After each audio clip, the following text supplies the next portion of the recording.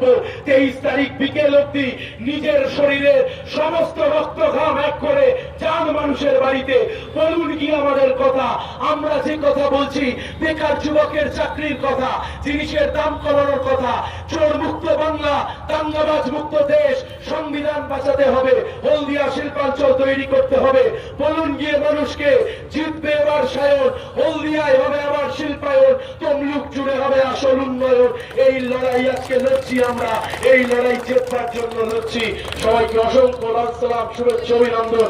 আমার সাথে গলা মেলান, ইনকিলাব জিন্দাবাদ, ইনকিলাব জিন্দাবাদ।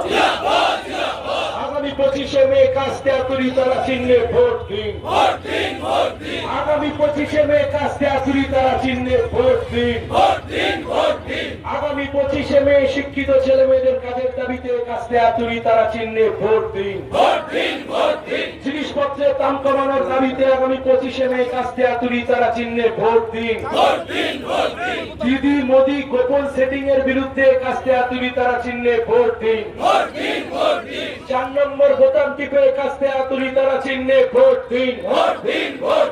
ইনকিলাব জিন্দাবাদ, ইনকিলাব জিন্দাবাদ। দেশের ধর্মনিরপেক্ষতা বাঁচাতে কাস্তে-আতুরি তারা চিহ্নে ভোট দিন। ইনকিলাব জিন্দাবাদ।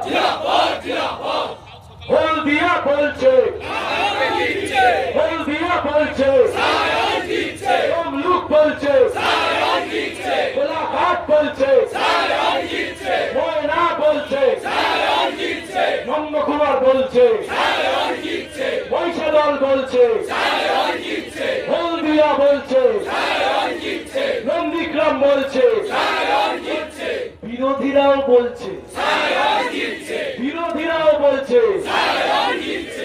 আমি শুনেছি তৃণমূল আর বিজেপির অনেক নেতারা, আমি নাকি তাদের মনে ধরেছি, আমাকে নাকি তাদের খুব ভালো লেগেছে।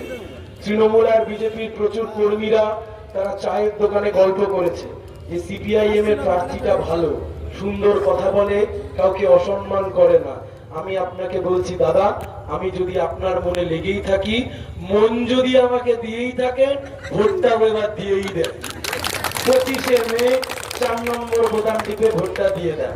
ওতে আপনার মঙ্গল, আমাদের মঙ্গল, সমাজের মঙ্গল, তমলুকের মঙ্গল, রাজ্যের মঙ্গল, দেশের মঙ্গল, সবার মঙ্গল। 4 তারিখ বোতাম টিপুন, আবার দেখা হবে। সবাই ভালো থাকুন, লড়াইতে থাকুন। 23 তারিখ অবধি মানুষের বাড়ি বাড়ি যাওয়ার কাজ যেন জারি থাকে, মানুষের বাড়ি বাড়ি যাওয়ার কাজ যেন জারি থাকে। তমলুকে লাল আবির উড়বে, কিন্তু নিজের বুথে যেন লাল আবির আর লাল ঝান্ডা ওড়ে। নিজের বুথ জিততে হবে, নিজের বুথে ভোট বাড়াতে হবে। আমি বিশ্বাস করি আপনারা এই কাজ করবেন। সবাইকে অসংখ্য ধন্যবাদ, লাল সালাম, শুভেচ্ছা, ভালো থাকবেন, লাল সালাম, ধন্যবাদ।